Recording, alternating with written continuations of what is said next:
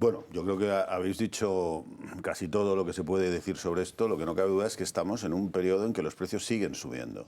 Ya, podéis decir, el gobierno dice, bueno, mis medidas sobre el gas, sobre el tope del gas, la excepción ibérica, todo eso, de lo que yo creo que hemos hablado aquí la última vez, está teniendo efectos, probablemente los tenga, sí. Lo que hay que ver es si esos efectos estamos embalsando unas subidas para tenerlas que demostrar más tarde. Pero bueno, dejándolo aparte, esos efectos se producen, pero con eso y todo, la inflación ha subido 1/10 en enero y la subyacente, como estabas tú diciendo, es la que nos indica lo que está pasando de verdad en la economía, porque la inflación general puede estar sometida a vaivenes muy fuertes del petróleo, de los alimentos frescos.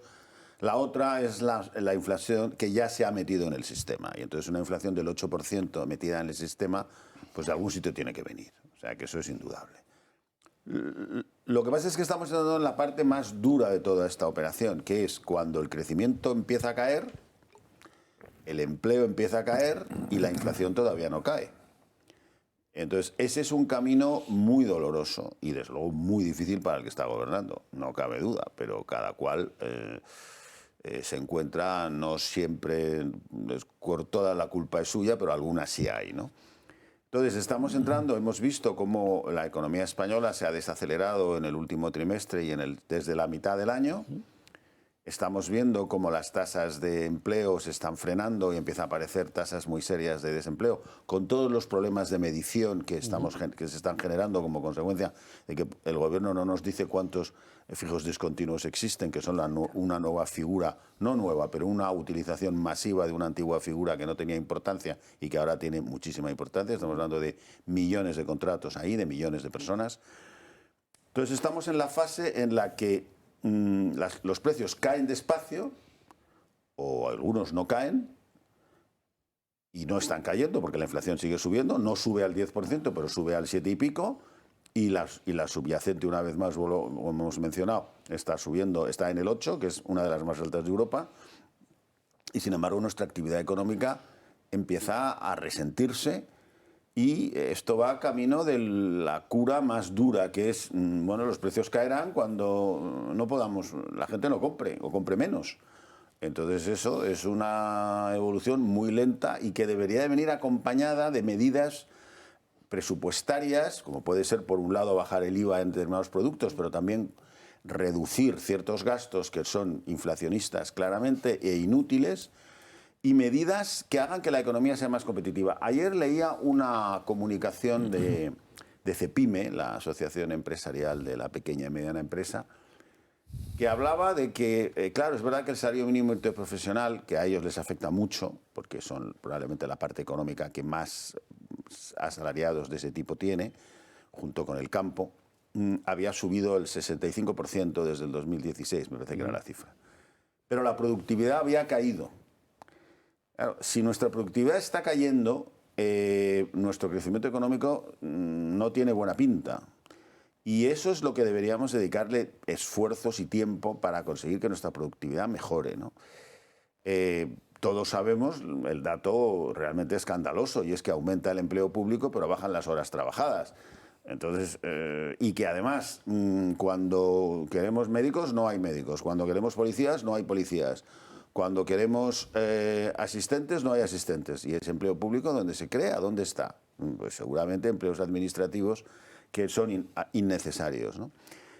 Entonces, ahí, claro, un año electoral, ¿para qué nos vamos a engañar? Un año electoral es muy complicado que nadie tome ninguna decisión. Unos porque no han llegado y otros porque se están marchando.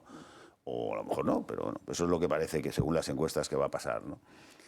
Entonces, bueno, pues sí, las ministras, pero es difícil que la población se crea lo de las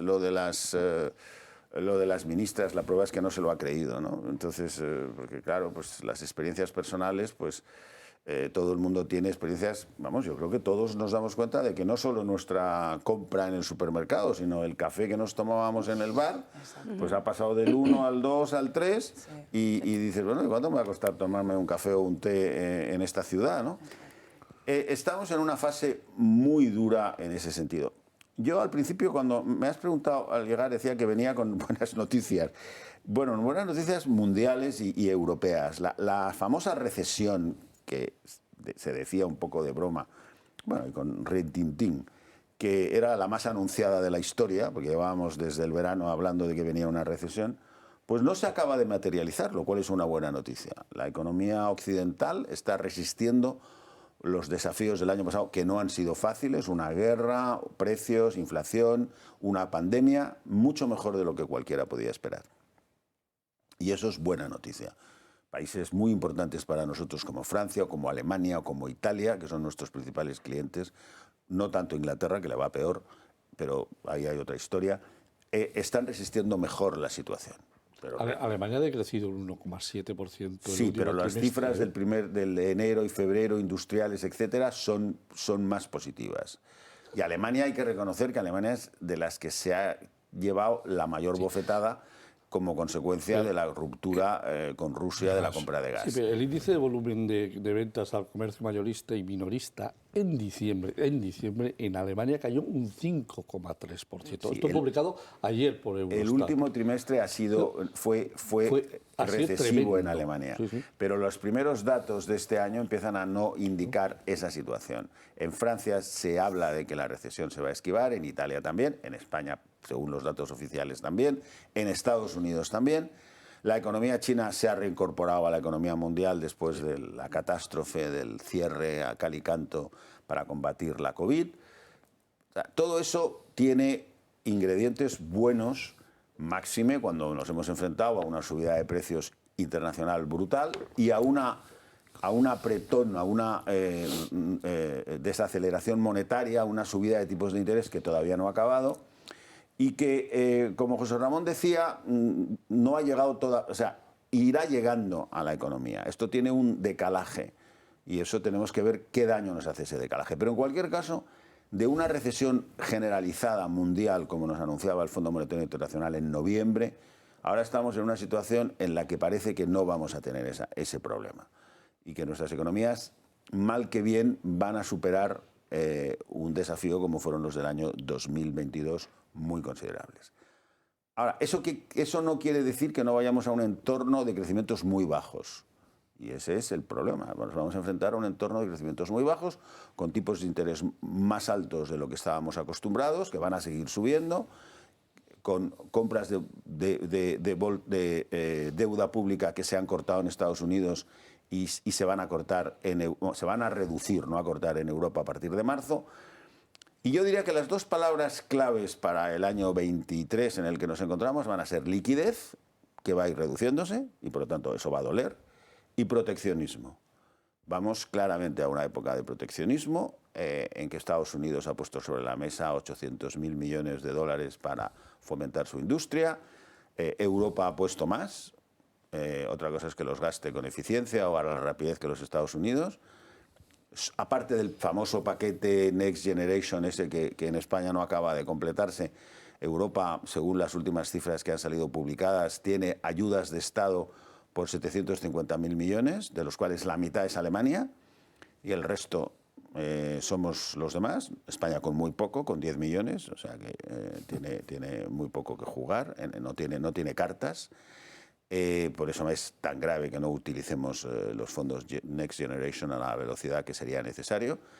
Y entonces, el proteccionismo, pues, el proteccionismo ya lo conocemos, porque hemos vivido muchos años bajo el proteccionismo, no es algo novedoso ni moderno. Quiere decir que yo trato de que las cosas se produzcan en mi país, bueno, o en mi zona. Bueno, eso tiene ventajas, indudablemente, pero tiene costes desde luego de inflación, porque ya no compramos lo más barato, sino lo más próximo, y puede tener otros y unas veces... Y después, claro, ¿quién puede dar ayudas de Estado? Pues ¿quién puede dar ayudas de Estado? Estados Unidos, Alemania, y ya después empiezas a ver que el personal no tiene dinero para dar ayudas de Estado. Entonces, el recurso que oímos a veces en muchos sitios y en nuestro país también, de que sea Europa, pero Europa somos nosotros.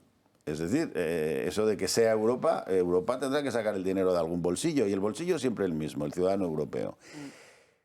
Entonces, el tema de las ayudas de Estado va a ser un tema que va a tener mucha importancia para el desarrollo de industrias tecnológicas, medioambientales, limpias, etcétera, y en la que la competencia se va a hacer con chequera, porque ya eso se ha roto. Estados Unidos se ha declarado un país proteccionista y Estados Unidos pues es mucho Estados Unidos para llevarle la contraria.